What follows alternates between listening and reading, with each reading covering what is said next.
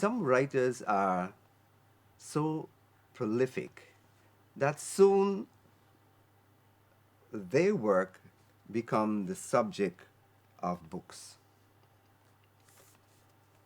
Welcome to another adventure in Guyanese literature, and welcome Professor David Dabydeen. Welcome again to Guyana. Thank you, Patamba. Thank you. Welcome to Oral Tradition. As I said, I don't want to go over it because you may stop me. You've produced so much. Prize-winning poet, prize-winning fiction writer, novelist, um, academic, right? Much sort of academic, and also one of the lead personnel in the Ameena Gafoor Institute. Good. You've produced so much that now your work is the subject, your work is the subject of 4 volumes of books. Incredible. We think about writer writing, but when you think about books being written about writer, that's another level we're moving to. Talk to me about these books that are examining your work. Well, thanks, Patamba. I should say that one of the reasons I keep writing is that it keeps me off the streets. But no, I mean, that's all I am, a writer, academic. I can't do anything else. That people are now writing, well, they've been writing about my work for some years now. Yes. That's their interest in the work, which is obviously very pleasing. And I suppose it's just part of their own academic work, writing about writing about writers like myself. But don't forget that there have been books written on Edgar Mittelholzer, many books written in Wilson Harris, and other Guyanese. Well, Yes, those two, Roy Heath, and Roy Heath, of course. right. Ameena Gafoor. Ameena Gafoor's book and Roy That's Heath. right. Yeah. So it just, I suppose it reveals it reveals that there is an aspect of richness in the Guyanese imagination which translates into poetry or prose, and non-fiction as well. So we are a nation of letters still, and this is why I was so pleased that the Guyana Prize was revived Yeah.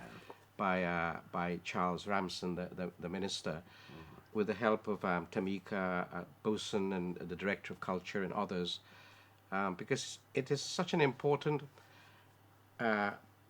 festival. It's such an important event. Trinidad has got the most prestigious festival, the Bocas Festival. That's right. In the Caribbean, and the Bocas Festival is actually known in Europe as well. So it's that literary festival is almost like an ambassadorial act. It represents the best of the Caribbean, not just Trinidad, but the Caribbean. And it was funded by oil and gas. Yes, I. I met the minister, the I former know this. minister, a few days ago, and he was telling me how he made the decision as Minister of Oil and Gas to fund the BOCAS. So yes. So do you see us going down that same? Well, the minister has already done something different in terms of enhancing the Guyana Prize. First of all, he held it. Yeah. Secondly, he didn't After just an absence of 5 years. All right. Why the absence? I don't know. It may be financial. Not only has he revived it, but he's also built a festival, a small festival around it, a Around it. 2-day literary festival where writers and some of the judges for the prizes Workshops and were able to read their work, and then there were workshops, which I found really valuable because there were a small body of new or emerging writers Right. who we were able to talk to about their work, my work, their work, some things about techniques, things to avoid like cliches, and so on. I found that really valuable for myself as well. And then I suppose then what the minister did and the Ministry of Culture was to create two new prizes. Beautiful. Right. One was for young writers, male and female. So every female was guaranteed a prize. Not every female. There was a female was guaranteed a prize, Right. and a young lad, which was lovely. It's just encouraging writing. It's encouraging Yeah. writing Yeah. by school children, and secondly a non-fiction prize, because one of the one of the things that distinguishes Guyanese writing is non-fiction. You have the extraordinary work of, say, John Rickford, professor of linguistics at Yeah. Stanford. He was here. I know was he, here. he was my teacher, and at Queen's College years ago, and he and I keep in regular contact. Then you have writers like Clem Sicheran, the historian who got the Elsa Gavaya Prize, which is the major prize for Caribbean historiography, Right.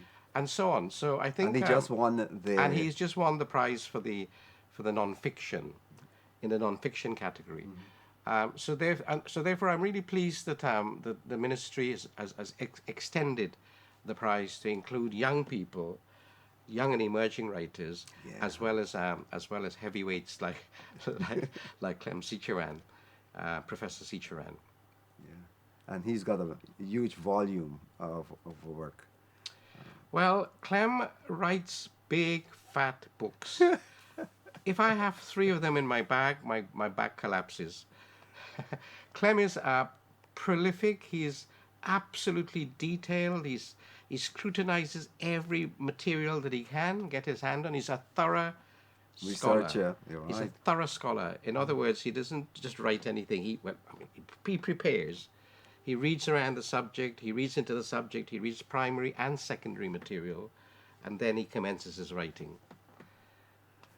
And what I like about Clem's writing, same with John Rickford, there's something poetic about it. You know, almost something gripping. It's hard to read a history book and say it's gripping, but when his book, one of his previous books was described by a panel of judges. This is a big fat book on Guyanese history. They described it as thrilling. I have never ever heard the A word non-fiction thrilling. book? Non-fiction is a book of history about Lord Campbell and the sugar industry. That's right. It was described as thrilling by the judges. So there is a quality. That must be there's a- fascinating. there's a Yeah, quality right. in Clem's writing, which reminds me of C.L.R. James, The Black Jacobins, which is almost like a novel. Yeah.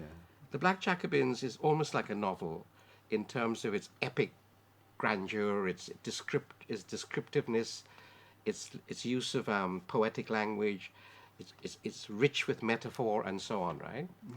So non-fiction. I'm glad. Anyway, look, I'm glad that non-fiction is part of the Guyana Prize, and I wish the minister well and his staff, and I hope that they Yes. continue the work that they're doing and the prize. Right. I'm about to organize a webinar with on the Chinese in literature, in Caribbean literature, with Anne-Marie Leloy, Professor Anne-Marie Leloy, who was my PhD student, who teaches now in Canada, Yeah. and some other scholars who can talk about Mark Tunbridge. Yes. Part of his yeah. doctoral dissertation was on the representation of Chinese immigrants in Caribbean writing. One of the activities of the Ameena Gafoor Institute, which I'm really happy for, is that there are people who are indentured that were not Indians.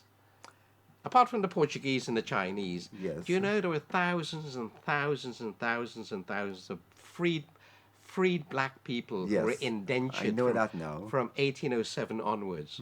Because when the British abolished the slave trade in 1807, they created a squadron called the West African Squadron to intercept illegal slavers supplying enslaved Africans to Brazil and to the southern states of America, where slavery was still Was legal. still alive, So, right. all right, so you stop a ship, right, in 1807, let's say 1808. You stop it off the shore, it's somewhere in the Caribbean. What are you going to do with the people? They're no longer slaves. Slavery's been abolished. You leave them in, say, Jamaica or some other island, where they're then indentured. They can't be free because they need to make a living, you know. So they're indentured for a period of time. So I've always talked about, you know, the word culi means, it's a term meaning a worker. It is not a labourer, derogatory term yes. at all. It's used all the time in India, you know. So I've always thought it's fascinating that the first coolies were black coolies who worked, and then from 18, from the early, say 1838 in Guyana, but before in Trinidad, because the first Chinese arrived in Trinidad, I believe, in 1806, right? And then there was an interruption in their migration. So the black coolies and the Chinese coolies were working together, and then the Indians joined them, right? So we were all cutting cane together, You're making and that's history the narrative. fascinating. That's the narrative I want to come out from the Ameena Gafoor Institute. One of the narratives. Right, right. And you've got resource persons working with this institute. We've got 40 something scholars internationally Oh, on our academic advisory board. We have as honorary patrons Mahatma Gandhi's great granddaughter, who's a senior professor of history emeritus in South Africa, Natal. We have Pat Rodney, Dr. Pat Rodney, Walter yes. Rodney's widow. Yeah. We have Britain's leading black intellectual, public intellectual, David Olasuga, who came to Guyana with me to make a film on indentureship, and we did a couple of radio programs on Guyana, the forgotten colony. The website has the largest, most comprehensive bibliography in the world in existence on indentureship. You know, so if you want to know anything about anything, if you want to know, if you need to know anything, if you want to know what book to read, what article to read, just go to the bibliography, and it'll direct you to sources of scholarship. And you're still writing, and people are still writing about you. You've got your new book set in China. You've got a new book on your work, and you're still finding time to serve. I'm not patriotic in the sense that Oscar Wilde said they're all scoundrels, right? Patriots are scoundrels. They use their country. They misuse their country, many of them. But I am committed to Guyana because I spent 13 years here as a boy, and as you may know, as you know, writers are largely, or maybe if not largely, certainly significantly conditioned by their childhood. William Wordsworth said, "The child is father of the man." Yes. The child is father of the man. So wherever I go, if there's anything to do with Guyana, I have to stop to read it. If I see a Guyanese in Cambridge, which is where I am now, there are not many, but if you hear the accent, you have to go up and open a conversation, right? I read the newspapers every single day, all 5 of them, including the ones on the internet, the Guyana, what is it called? Newsroom Guyana. Newsroom. I read that religiously every day, and I keep in touch with what's going on here. But I couldn't. It was my loss that for the last 2.5 years I was not able to come to Guyana. But now British Airways is flying directly to Georgetown, which tells you the status of the country. You know, has been uplifted because of the oil and gas and the restoration of democracy and the rest of it. And so it will be much easier now to come to Guyana, and it's much easier now for you to get to England because you don't need a visa. Oh yeah, yeah, It's a yeah, yeah. visa That's free right. travel. That's right. Yes. Yeah, yeah, yeah. That's so right. So what all this means to our literature?